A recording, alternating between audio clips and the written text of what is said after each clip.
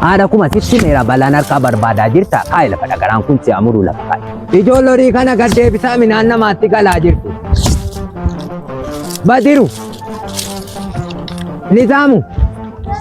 Horii sana mataa si gaddeebisi dhaqiiti goromti siin daalatti minaan itti galaa jirti. Jabaadhuuti dhaqi. Haadha kuma ilaa isa kana hin kachayiniiti offaadhuma kana walitti qabadhuuti adeemu. Kanarraa mee maaltu sii ba'aa jira? Qe'ee keessaa dallaas fixxeessa osoo kuchaatu. Akka namaa baddaa achi adeemte akka namaa qoraan babbareedaa abbayyii hin qalattu.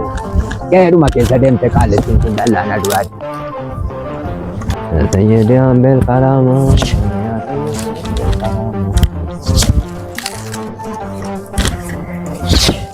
Ada kuma sitti meera balaan harkaa barbaadaa jirta kaayila fadha garaan kun si amuru lafa kaayi. Qabe qottoota offaa kana walitti qabe. Dhirooftu waraabete. Walitti qabe offaa. Dhaantii kana kuchaa ulura yoo kana walitti qabatte maal qaba? Walitti guduunfite fudhadhuuti takka. Maa kun amma Baadiruun eessa dhaqe haadha koo? horii dhaqeedha. Horii maal dhaqe horiin asii minaan namaa tara taa'e. Baadiru. Limni saamu. Horitti mataasii gaddeebiftee. Ada kum tamu quraanitti fudhadhuuti galee gama baasi maal tokkoon naqee sangattii tokkoon karaa dhaboor qindii lamaaniin lafatti waliin gaadhaafani. Fuudhi dhagaraa kana sitti dhiisaa jirta. Nisaamu kottu takkatu kottu dhagaraa keessaa baasiiti deemi sangaa fuudhiitti galee. Quraaniin ni fuudha ija bees hidhi mataa isaarra kaa'e. Hidhi mataa isaarra. Akka gootu abbab quraanitti manaan ga'iiti ulee konaan. Fuudhi kenna. Quraanitti manaan ga'iiti.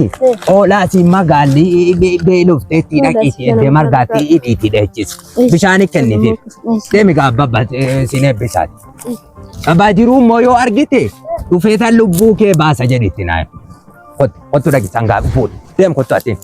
Sangaa isa daalacha ammuma fuudhiitti achiin galchee gama baasii malee naqee dhufaati. Ya Sayyidi Hambel Karama, Ya Sayyidi Hambel Karama, Ya Sayyidi.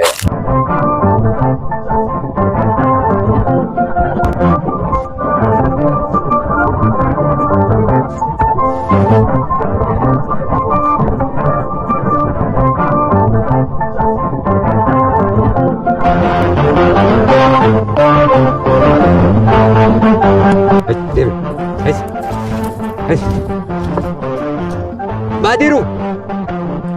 Badiru. Ijoollee goromti siin gurgurree qotattee gama sana dhattee. Hemoo. Nizaamu. Badiru.